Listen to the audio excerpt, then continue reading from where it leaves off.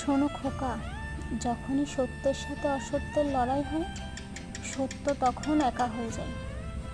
অসত্যের বাহিনী বিশাল, কারণ তার পেছনে মূর্খ, লোভী, স্বার্থপর ও বিশ্বাসঘাতক থাকে। শোন খোকা, যখনই সত্যের সাথে অসত্যের লড়াই হয়, তখন সত্য একা হয়ে যায়। অসত্যের বিশাল বাহিনী, কারণ তার পেছনে মূর্খ, লোভী, স্বার্থপর আর বিশ্বাসঘাতক থাকে।